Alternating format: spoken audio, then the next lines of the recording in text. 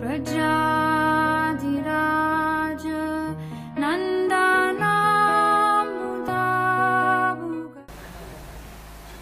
it true? No, it's true. But only in fairy tales. It's true only in fairy tales, and not in this world. In other words, you can't just go on and everything. Now we got it. We know how to do things, and now we continue forever. No. What happened is something different.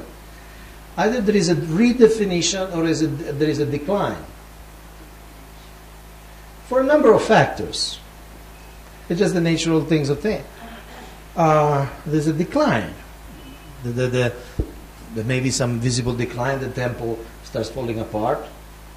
You have to change the roof. You have to change the thing. This, that. You have to repaint. You have to make maybe major. This is sometimes a cultural decline. The priorities, the values are not as pristine. They are not as vibrant as before. Sometimes there's a physical vitality, the decline, in the sense people were having a lot of more energy, and what they could do 20 years before, then just not be able to do. They had to spend more time on their health, and so on. Things change outside. Maybe there was a good area, it becomes a bad area, or maybe there's an economic crisis and we are not able to support the temple as well as before. No, there are many things. So here they say, okay, this is not the absolute truth, but these are people who are studying churches in hundreds of years. So I think we can learn something. Especially this mainstream, they're around since a long time. They've seen these things. So they're talking, what they're talking, I would consider a relative realized knowledge. So they say, when you get the stability, you need redefining. What are you really there for? And this is okay. See, let's frame it philosophically. You know that there is Sambandha, Abhideya, and Prayojana, and everything in this world is categorizable in Sambandha, Abhideya, and Prayojana. So, as a community, as a yatra, our Sambandha is who we are, our identity. Who are we in relation to others, in relation to the community, the external community, in relation to the other rest of ISKCON. So that's your Sambandha. And then you have a Prayojana. I'm not talking about the ultimate Prayojana of love of God, but you have a Prayojana as a yatra. Like, for instance, Pune is building a temple, right? Major temple is one of the Prayojanas. So now your identity is like, we are ISKCON Pune and we stay in that place. I don't remember the address. The camp. Okay, now you're in the camp. That's your identity. That's your Sambandha. But your Prayojana is the new temple. Right? Then what happens is that when you reach your Prayojana, when you build a temple, it's not anymore a Prayojana. It becomes part of your Sambandha. That was because it was something that you were working for, and now when you achieve, it's not a Prayojana anymore. It becomes part of your identity, who you are. In other words, when you open the temple, ISKCON Pune will be generally identified with the temple. That's ISKCON Pune. Okay? And then, of course, you may have another Prayojana. You may say, I'm just giving an example. That's why you need redefinition. Okay, now what we do? We put so much energy in this temple. What's the next step? You may say,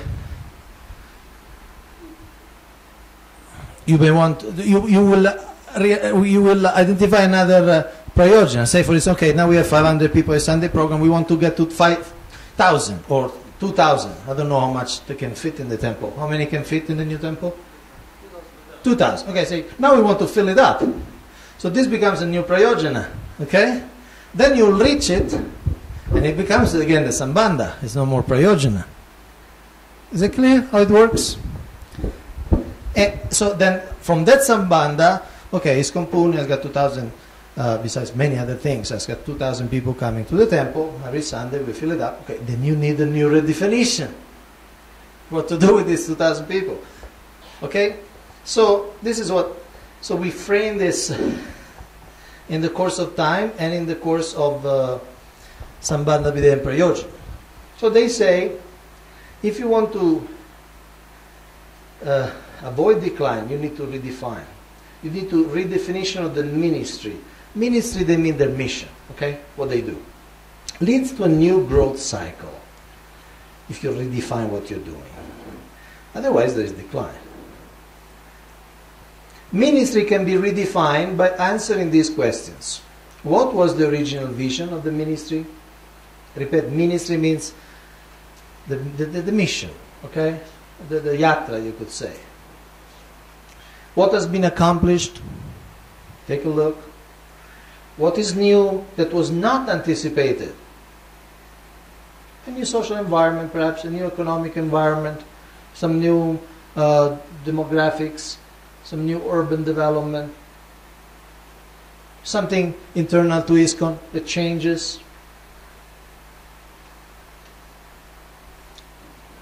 Leadership, change. Where do we want to see the ministry in 3 through 5 years? So you need to replan, redefine what you're going to do. Any question on this phase? On this phase of redefinition? Is it clear? Or just a natural thing? You reach something and then you have to do something else. Just like even in our personal life, somebody say, I want to get married. Okay, that's my prayojan. Okay, you get married. Now it's not a prayojan anymore. It's who you are. You're a householder. Now I want to have a house. Huh? That's your prayojana. You get a house. Then it becomes my field. It becomes my sambandha. So it's a constant redefinition. So if the decline, you see here the decline is a little more. If a ministry is not redefined or stability proceeds into uninterrupted, decline will unquestionably follow. That's an observation. Once a ministry is in decline, there is still the possibility of new life, but the cost of new life is greater. Yeah? Clear? Reversing decline requires redevelopment. See, before redefinition was a smaller circle, but now redevelopment. Now what is that? Not just new information, but also new and different purpose and direction. Redevelopment, new information alone will not reverse decline. A new different purpose and direction can reverse decline. New purpose will be experienced by the congregation as significant change and by some as loss. Why? Because some of them, they have grown accustomed to a certain way of being in their yatra. And now the yatra is redefining themselves, so just, they may feel, wow, this is not what we are accustomed to. Intervening in decline is difficult. It requires skilled and differentiated leadership. Differentiated leaders don't require affirmation from the congregation. In other words, they may need to take sometimes unpopular decisions, or decisions which not everybody agrees with. Do not change course in response to the discomfort provoked by change.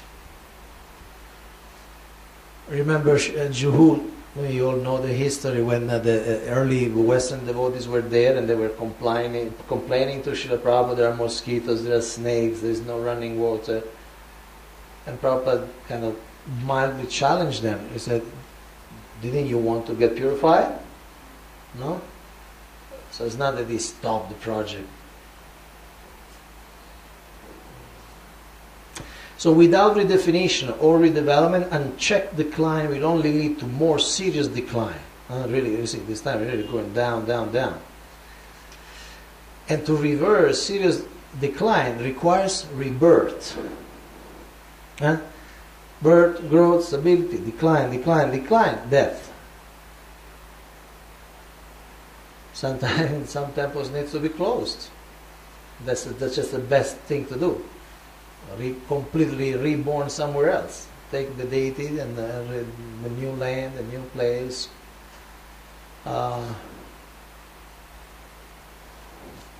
To rebirth a seriously declining ministry requires radical change. Rebirth will involve a different purpose or ministry. It is not just doing the old things differently. It is doing a new thing, and perhaps in a different place or with different people. Without rebirth, decline will lead to death. Okay, let's stop a minute. Do we have any experience of something like this in ISKCON, India? Some place which at one point declined, and it just needed, see, not just doing the old thing differently, it's just doing new thing, perhaps a different place or with different people. Any example you have in mind? I have one example in mind, but maybe you may have other examples. Yes? Do you have a mic?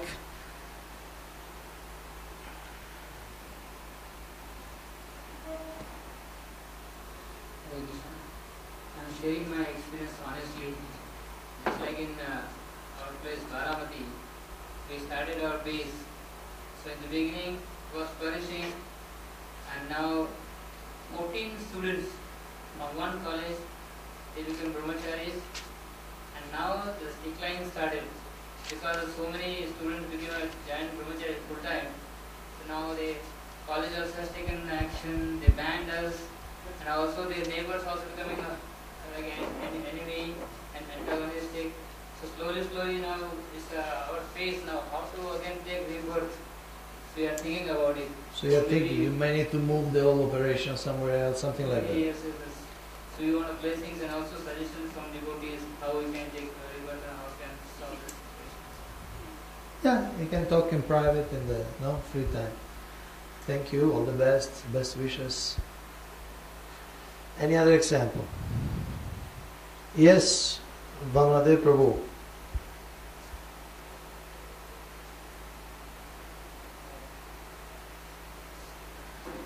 Like in the beginning, when we got this Trivandrum temple, the place, and they were preaching for many years, maybe 12, 15 years, nothing was going on. That woman and child hospital road, yeah? And then Sarvajira Prabhu shifted to Coimbatore. In 10 years he made a big building, the big temple. And still Trivandrum temple is like this. So it is like a rebirth of Trivandrum project in Coimbatore. Interesting. One place I have in mind is Calcutta. I don't know how much you follow, but about 10 years ago, it was in a state of serious decline. See, Calcutta is a historical place because Srila Prabhupada was there, Ramakrishna Maharaj, there was GBC there, Jayapataka Maharaj had been president there. So it's historical. Then there was some management that had a particular culture, we could say, certain priorities, what was the place for. I remember once I went to I don't know if it is there, but that small karma-free confectionery. You remember hearing that? There's a small shop in the center. And I went there to buy some prasad. And I asked, there was some new bhakta there, I said, can I buy that thing? Is it offered? He said, offer, just, very well, Hare Krishna. Hare Krishna. So karma-free confectionery. So then I realized karma-free confectionery means you pay the confectionery, but the karma that you get is free.